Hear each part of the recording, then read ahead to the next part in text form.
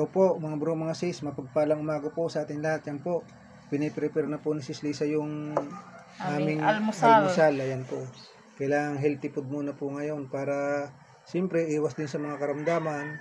Ayan po, kasi mahirap po magkasakit. Ngayon mahal magkasakit pagka na doktor po tayo, lalo na ospital. Nako, nalagasan sila bro at si Bunso ng pera. Lagas po ang kapirahan. Kaya kailangan ingatan po natin ang ating sarili para hindi rin tayo dapuan ng karamdaman. Ayan po. Kailangan yan ang aming almusal ngayon. Masusustansyang pagkain. Tapos kailangan tama din po sa tulog. Mahirap din pagkulang sa tulog mga bro, mga sis. 2 nilagang itlog. Yan. Kalahating Bali, mansanas. ito po yung almusal namin ngayong umaga. Pero kaninang umaga po, nagkape na rin kami ni Sis Lisa.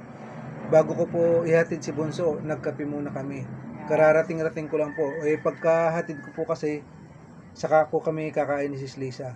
Ayan po. Pagkahatid ko po sa work niya, doon po sa parte pa ng Ortigas, matraffic. Araw-araw na naman talaga traffic mga bro, mga sis. Wala lang traffic kapag ka-holiday. Depende sa lugar pa. Pero pag dito talaga sa Metro Manila, laging traffic. Kagaya ko po, pag inihatid ko, tapos pag sinundo ko, traffic pa rin. Sanay na po ako doon, araw-araw, ganun na talaga. Ang aming almusal ni bro. Yan po ang aming almusal. Ining naman, pinadalhan ko ng bread na may lettuce at saka egg. Yun po. Mayonnaise. Kasi meron daw po silang lunch meeting pamaya. Kaya hindi nagbaon. Sabi niya, wag na daw baunan. Hindi niya po nasabi kaagad. Nasandukan ko na po yung baunan niya. Pero sabi, okay lang, di kami na lang kakain. Kasi may lunch meeting daw po si Bunso pamaya. Kaya hindi na lang daw po niya dadalhin yung baon. Nakalimutan po kasi niya sabihin kagabi. Bali late na po kasi siya natulog dahil ng maraming project mga, na gagawin. Gawain pa na hindi natapos sa office kahapon. Itinuloy lang niyo po kagabi sa bahay. Ginigising ko po kasi siya 6. Ako po nagising alas 4. Ayan, ang aking timpla na sauce. Ayan. Ayan po. Simple lang. may almusal lang. Okay na po yan. Kuha muna ako ng kutsarita. May kinukuha lang po si Sis Lisa ang kutsarita po. Masarap na po yan. May halong apple, tapos ubas, lettuce. Okay na. Kagabi, ano bang inan natin? Ng apple. May halo-halo yun. May apple din. Mango, apple, cucumber. Cucumber, oo. Halo-halo. Masarap. Ayan. Yan na po ang namin. 2 kutsarita. Okay na po yan mga bro, mga sis. Ketchup lang at saka mayonnaise. Hindi na yan. Huwag lang din sobra kasi lahat nga po ng sobra nakakasama, lalo kay Sis Lisa. Pero yung pagmamahal, okay lang po sumobra. Isa pa. Palabiro talaga si Brunyo. Kala nyo tahimik yan. Huwag lang po sa pagkain ng sobra kagaya nito. Palabiro. Pagka dito po sa sa pinaka-sauce na yan, bawal po si Sis Lisa na sobra. Okay lang ng tikim-tikim lang, wag masyado. Kailangan siyempre may disiplina din po sa sarili para maingatan ang kalusugan. Kaya masarap pong mabuhay dito sa mundong ibabaw. Kailangan pong puntahan pa ang dapat puntahan. Marami po pong dapat puntahan ba. Kung may karamdaman po tayo, hindi natin mapupuntahan ang gusto natin puntahan. Lalo po ngayon, summer na, marami na namang mga pinaplano sina Bunso na puntahan. Isasama daw po ata kami.